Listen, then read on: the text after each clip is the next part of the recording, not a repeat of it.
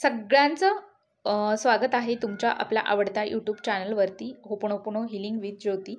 आणि आज मी तुम्हाला द सिक्रेट ही जी सिरीज आहे पुस्तकांची, द रॉन्डा बर्न ह्या त्याच्या ऑथर आहेत. त्याच्यातीलच जादू हे सुद्धा पुस्तक द सिक्रेटमधील आहे. जी सिरीज त्याचं आज मी वाचन करणार आहे. आजचा पहिला दिवस आहे. हे ऑडिओ बुक मी खास तुमच्यासाठी वाचायला सुरुवात केलेली आहे. चला तर आपण सुरुवात करूया. तुमचा जादूवर विश्वास आहे का? ज्यांचा जादूवर विश्वास नाही त्यांना ती कधीच अनुभवता येणार नाही. रोलाल्ड डाल, 1916 ते 1990 लेखक. तुम्हाला आठवतंय, लहान असताना तुम्हीच जगाचे हे व्यवहार बघून विस्मयचकित झाला होता. त्याच्याबद्दल तुम्हाला दरारयुक्त आदर वाटत होता. या मोहमयी दुनियेनं तुमच्यावर जादू केली होती. अगदी छोट्या छोट्या गोष्टींनी तुमच्या भावना उंचबळून येऊन तुम्ही आनंदी व्हायचा. गोठलेल्या दवानं आच्छादलेल्या गवताचं, हवेत भुरकन उडणाऱ्या फुलपाखरांचं किंवा एखाद्या अनोळखी पानांचं किंवा जमिनीवरच्या एखाद्या खडकाचं तुम्हाला खूपच आकर्षण वाटायचं. लहानपणी तुमचा दात पहिल्यांदा पडला त्यावेळी तुम्हाला किती उत्तेजित वाटलं होतं ते तुमच्या चांगलं लक्षात असेल. आणि ते वाटण्यामागचं कारणही तसंच असायचं, कारण दात पडला म्हणजे त्या रात्री दाताची परी येणार असं तुम्हाला वाटायचं. नाताळची ती जादूमय रात्र कधी येणार यासाठी तर तुम्ही सारखे दिवस मोजत राहायचा. सांता क्लॉज जगातल्या प्रत्येक मुलापर्यंत एका रात्रीत कसा पोहोचू शकेल असा विचारही तुमच्या मनात यायचा नाही.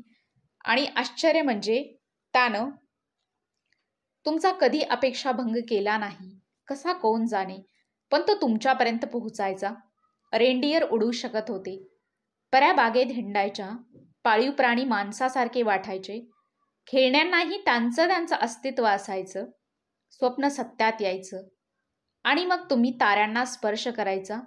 तुमचं हृदय आनंदानं भरून यायचं आणि तुमच्या कल्पनाशक्तीला कोणत्याही मर्यादा नसायच्या. हे जग जादूमय आहे यावर तुमचा विश्वास असायचा. आपण लहान असताना आपल्यातल्या अनेकांना प्रत्येक गोष्ट चांगली आहे आणि येणारा प्रत्येक दिवस आणखी उत्साह व साहस घेऊन येईल असा विश्वास वाटत असतो. या सगळ्या जादुई वातावरणातील आपला आनंद कोणी हिरावून घेईल असंही आपल्याला त्यावेळी वाटत नाही. पण कधीतरी आपण मोठे होतो. अनेक जबाबदाऱ्या पार पाडाव्या लागतात. समस्यांचा आणि अडचणींचा आपल्याला सामना करावा लागतो. आपला भ्रमनिरास होतो आणि लहान असताना अनुभवलेली ती जादू कोमेजून जाते, लुप्त होते. आणि म्हणूनच प्रौढ झाल्यानंतर मुलांच्या आजूबाजूला आपण असावं असं आपल्याला वाटतं, कारण जो अनुभव आपण कधी काळी घेतला होता तो पुन्हा अनुभवावा असं आपल्याला वाटतं, भले तो एखादा क्षण का असेना. एकेकाळी या जादूवर तुम्ही विश्वास ठेवला होता, ती खरी आहे. आणि प्रौढांच्या जीवनाबाबतचा भ्रमनिरास करणारा दृष्टिकोन खोटा आहे हेच सांगण्यासाठी मी हा लेखन प्रपंच मांडला आहे. जगण्यातील ही जादू खरी आहे, अगदी तुमच्यासारखी. तुम्ही जसे वास्तवात जगत आहात तशी. खरं तर लहानपणी तुम्ही कल्पना केली होती त्यापेक्षा प्रत्यक्ष जीवन कितीतरी जास्त विस्मयकारक असू शकतं.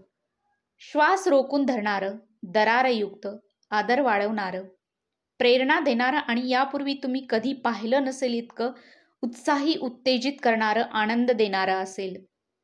एकदा का तुम्हाला ही जादू दृष्टीपथात आणण्यासाठी काय करायचं ते कळलं की तुमच्या स्वप्नातील आयुष्य तुम्ही प्रत्यक्षात जगायला लागाल. आणि मग या जगण्याच्या या जादूवर विश्वास ठेवणं तुम्ही कसं काय सोडून दिला होतं याचा तुम्हाला आश्चर्य वाटायला लागेल. हो, पण एक आहे की तुम्हाला काही रेंडियर उडताना दिसू शकणार नाही, परंतु ज्या गोष्टी तुम्हाला नेहमी तुमच्या डोळ्यांसमोर घडाव्याशा वाटत होत्या त्या तुम्हाला दिसू लागतील. दीर्घकाळ जे फक्त तुम्ही स्वप्नातच पाहत होता त्या घटना अचानकपणे प्रत्यक्षात घडू लागल्या आहेत असं तुम्हाला जाणवेल.